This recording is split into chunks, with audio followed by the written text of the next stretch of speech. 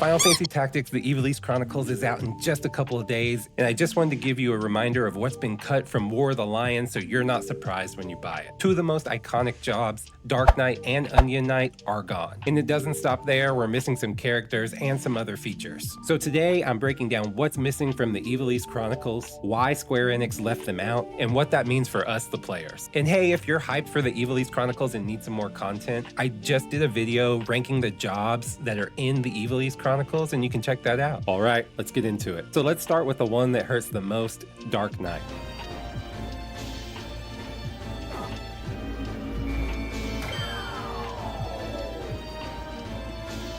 In War of the Lions, this was the ultimate power fantasy. High HP, insane attack, and darkness abilities that could wipe a group of enemies. And let's be real, people love playing an edgelord tank with a tragic backstory. Ramza was a perfect Dark Knight, but in the Ivalice Chronicles, it's gone. The job did cost a whopping 6,900 job points to unlock. You need to level up and grind out some of the deepest jobs in the job tree. You also had to personally kill 20 different enemies on the field. Now in the Ivalice Chronicles, this job is back to being an exclusive for Gafgarian. Sanguine Sword, Abyssal Blade, and some great support abilities like Vehemence, which would increase your attack by 50%, but also lower your defense by 50%. Honestly, for me, there was nothing more satisfying than giving this to Ramza and letting him run through the field, getting his revenge on everyone who's turned against him throughout this story. The same goes for Onion Knight. Honestly, this was more of a flex pick at first, and it was the only job that could equip the Onion equipment. Once you leveled it up, which to do so you had to master multiple other job classes up to 14, the scaling on their stats got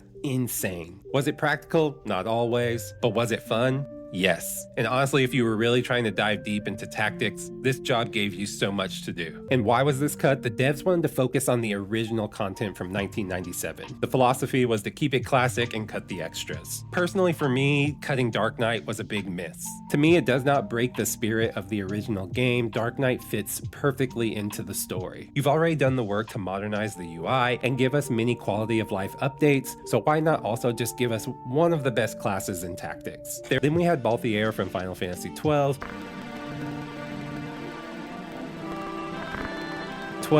and Luso from Final Fantasy Tactics Advance 2. These two weren't just cameos, they were fully fleshed out characters. And both of these characters fit perfectly into the story, Luso being from a sequel game and Balthier coming from Ivalice himself in Final Fantasy XII.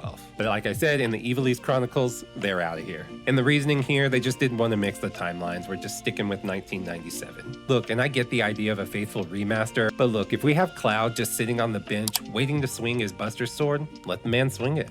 Pause. It's called fan service for a reason, Square. War of the Lions had extra quests, bonus content, and even multiplayer. And I do imagine that a lot of us that were playing Final Fantasy Tactics did not really care to have any multiplayer inside of there. But can you imagine replaying the game today and having some couch co-op as you and your friend are sharing some Joy-Cons or controller? It's a really good story, and I think it would be great to experience it with a friend. But sadly, that was cut as well. The reason? Budget and time. Rebuilding the game from scratch without the original source code was a massive undertaking, and adding all the extras was apparently just too costly. My take on this though is we are charging some modern day prices for this remaster. So I would like to be getting the definitive edition of the game, the best way to play it. So it's hard to say, hey, we have budget issues when so many of the Final Fantasies have been remastered multiple times. So like I said, why has Square made all these cuts? Budget constraints. It was just too expensive to add in that content on top of rebuilding. Source code issues. The original PS1 source code was lost, so they had to rebuild it from scraps. And the director's philosophy, they just wanted a faithful remaster of the 1997 version. So I can respect the artistic vision. But here's the thing, War of the Lions came out 20 years ago. And for many fans, that is the definitive version. By stripping it back, they've basically split the fan base. We have purists and people that just want the full package. So here's the question. So would you rather Square Enix have given us a faithful recreation of the PS1 version, or the ultimate definitive edition with all the characters, jobs, and quests? For me, I think we deserve all the extras. Dark Knight, Cloud, and the quests. Give it all to us. But I want to hear from you. Drop it in the comments, faithful or definitive. Which side are you on? I say all of this to say that I will be getting it. I know I'll be enjoying it. I'm sure it's going to be one of my favorite games of the year. If you enjoyed this breakdown, don't forget that I did a video ranking all the jobs that are in the Ivalice Chronicles. So if you're curious on where your favorite job landed, go check it out. And always remember, you matter, nerds, and I'll talk to you later.